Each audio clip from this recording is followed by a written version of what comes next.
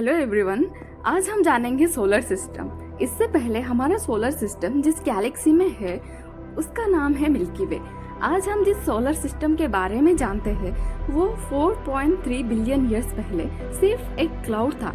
ऐसा क्लाउड जिसमें dust particles और कई तरह की गैसेस थी। इस क्लाउड को नेबुला कहते हैं। हमारा सोलर सिस्टम जिस क्लाउड से बना है उसे सोलर नेबुला कहते हैं। डस्ट और गैसेस से बना ये क्लाउड काफी छोटा लेकिन डेंस था।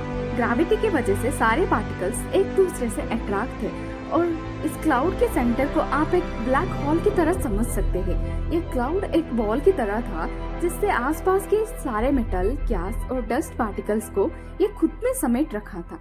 इसके सेंटर में प्रेशर काफी ज्यादा थी जिसकी वजह से हाइड्रोजन गैसेस के मॉलिक्यूल्स रिएक्ट करने के लिए मजबूर थे। जब सोलर नेबुला के सेंटर में हाइड्रोजन मॉलिक्यूल्स के बीच एक रिएक्शन की शुरुआत हुई तो सेंटर में एक एनर्जी बढ़ने लगी।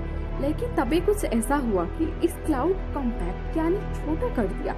एक्चुअली नेबुला के पास भी एक डेड स्टार हुआ करता था। अब ये डेड स्टार क्या है? डेड स्टार मतलब जिस स्टार का लाइफ कंप्लीट हो जाता है। आप सुपरनोवा का नाम सुने होंगे। सुपरनोवा उस डेड स्टार को कहा जाता है जो खत्म होने पर अपने अंदर के एनर्जी को ब्राइट लाइट के फॉर्म में बहुत ही फोर्स से बाहर फेंकता है। हमारे सोलर नेबुला के पास जो डेड स्टार था वो भी एक तरह सुपरनोवा ही था। जब ये खत्म हुआ उसमें से इमेंस एनर्जी रिलीज हुई जिसमें पास में सोलर नेबुला को पूरी तरह से हिट किया।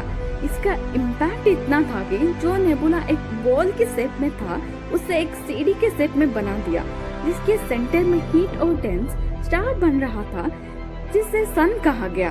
और ये नेबुला सीढ़ी के शेप में बदल जाने की वजह से उसके अंदर जो डस्ट, मेटल और गैस था वो ये सेंटर यानी सन के आसपास घूमने लगे क्योंकि उन पर सन की ग्रेविटी काम कर रहा था और ये डस्ट, मेटल, गैसेस सन का चक्कर लगा रहा था। उन्हीं से प्लैनेट्स का फॉर्मेशन हुआ। अब आपको थोड़ा बहुत समझ में आ गया होगा कि सोलर सिस्टम कैसे बना। अब आगे हम जानेंगे प्लैनेट्स और अर्थ का शुरुआत। Thank you.